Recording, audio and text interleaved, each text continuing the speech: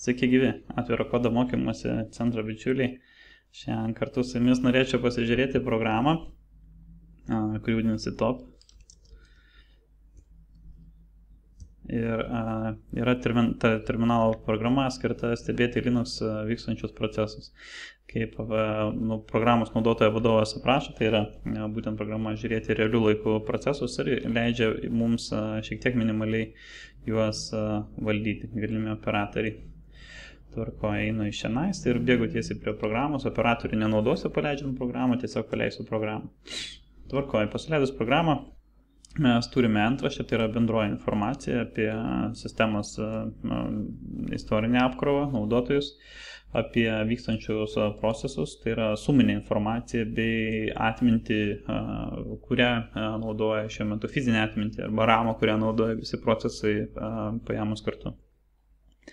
Tvarkoje, beje, pačioje mes turime lentelę, tai yra procesų suvestinė, kurie šiuo metu vyksta ir kurie rikiuojami pagal nutylėjimą, pagal procesoriaus panaudojimą. Kaip matote, 80% pas mane GNOME Shellas naudoja.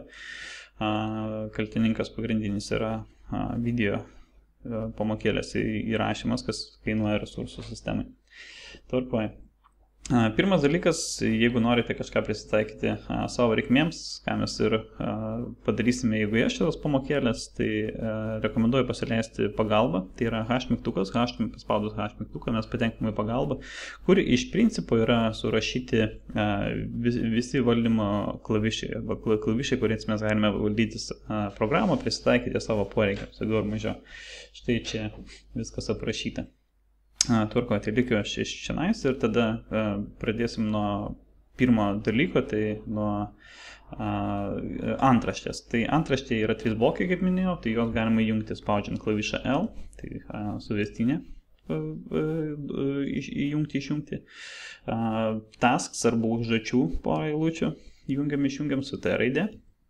Bei atminties naudojimo memory mes išjungiam su M raidė. O taip, tai šitą kol kas paliksiu aš, nes norėsiu pakalbėti apie tai. Tvarkoju, atminties naudojimas tiek antraštėje, tiek suvestinės lentelėje yra pateikima pagal nutylėjimą kilobaitais. Tas dalykas yra keičiamas. Viršuje antraštėje su didžiąja E raidė, tai reiškia shift ir spaudžiant T. Kaip matote, pasikeitė į megabaitus, gigabaitai, terabaitai, peta. Ir ilgainiui grįžtame atgal prie kilobaitų, palikim čia su gigabaitais, gal mums tai bus patogiau žiūrėti, čia kiekvienam jau jūsų individualiai bus, o kad pakeisti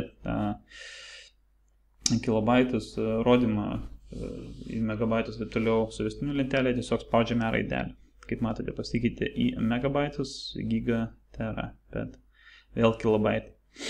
Palikim čia megabaitus. Tvarkoj. Tiek tasai dalykas, dabar procesų lentelė. Procesų lentelė pagal nutylėjimą yra atnaujama kas 3 sekundės, tą dalyką galime pasikeisti paspaudę delay arba D raidę. Ir kaip matote, numatytas yra 3 sekundės, tai reiškia, kad 3 sekundės atnaujinami duomenys, padarykim 1 sekundę. Tvarko, tai mūsų duomenys dabar bus atnaujinami kas 1 sekundę. Ok, vėl paspausiu delay, taip dažnai man nereikia, padarysiu 3, kaip ir buvo, tvarkoj. Ir rodome, iš tikrųjų, riktuojame visi procesai, kurie veikia šiuo metu sistemoje. Jeigu mums reikalinga tik pagrindiniai, tarkim, 20% ar 15%, tai tą dalyką nustatom paspaudę mygtuką N. Ir, kaip matote, unlimited yra 0, o mes parašykim 15, tai rodys išrikiuotų pirmų 15 procesų. tą dalyką ir palikim. Dabar pati lentelė, tai stulpeliai ir rikiavimas. Tai tas dalykas yra nustatomas paspaudus F mygtuką. Ir čia vėlgi trumpas aprašymas, kas yra kas. Ir matome galimas reikšmės stulpelių. Tai tas, kas yra aktyvu, yra su žvaigždute priekyje. Jeigu išeisiu, matot, proceso ID, useris prioritetas. Jeigu išeisiu atgal, proceso ID, useris prioritetas. Tai tokiu būdu ir rikiuojami visi stulpeliai yra. Tvarkoj. Ir pagal ką yra rikiuojami duomenys, tai šiuo metu yra, kaip matote, yra CPU. Mes šitą dalyką galėsim pakeisti. Pakeitimas tai reiškia su rodiklytėm aukštyn žemyn. Aš pasirenku stulpelį, pagal kurį norėčiau, kad būtų rikiuojami procesai. Ir pasirinku, tarkim, atminti procentais ir paspaudu mygtuką S.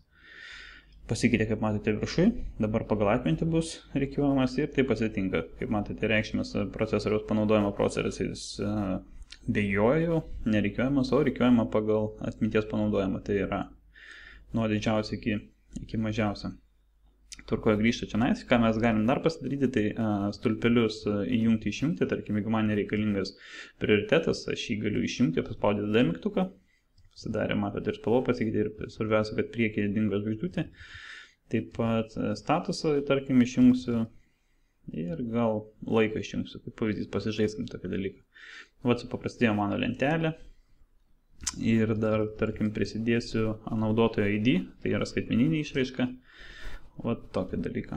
Kaip matote, dešiniai pusėje pas man atsirado naudotojo ID. Tvarkoje reikėjimas, išdėstymas stulpelių seka, keičiama, tarkim, pasirenku norimą stulpelį, tada paspaudžiu dešinę, pasižymi visas pas mane stulpelis ir tada aukštyn žymį rodiklytėmis aš pasidedu į ten, kur man aktualu yra, tarkim, po šitoj vietą išeina.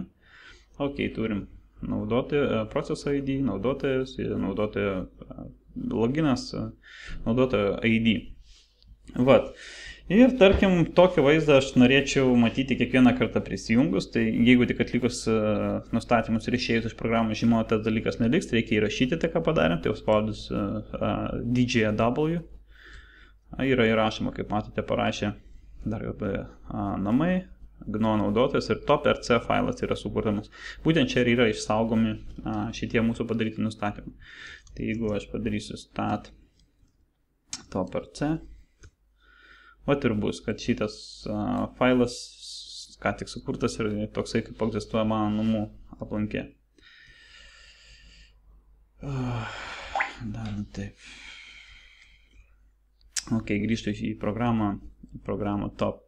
Viskas, išėjus iš programos, vėl paspaudus programą top, kitą kartą aš matysiu būtent tokį vaizdą, koks man yra aktualus. Jeigu man reikalinga viršui eilutė bendros vestinė, išsaugau tokį dalyką, išeinu iš programos, grįžtu į top. Ok, matau, štai tokį. Tai va tiek trumpai programa top, kuri terminale leidžia mums pasižiūrėti mums visus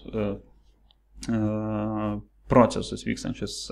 Ką dar pamiršau paminėti, tai minimaliai galima valdytis išjungti programą arba suteikti jai prioritetą, pasiekti resursus. Tai daroma mygtukais K ir R, kaip matome. Tai, tarkim, jeigu norėčiau išjungti programą OpenShot, dar nenaudoju, pas mane naudoja resursą kažkokią, spaudžiu kill, matau procesas, kad tai yra 2411, spaudžiu jį, nusiusim signalą 9 ir žiūrim, kas darosi. Ok, jisai išsijungia. Va taip, arba jeigu, tarkim, man reikalingas, kad šitai programai, kuri šiuo metu garsą įrašinėja, galim pakeisti analogiškai ir prioritetą pasiekti resursus.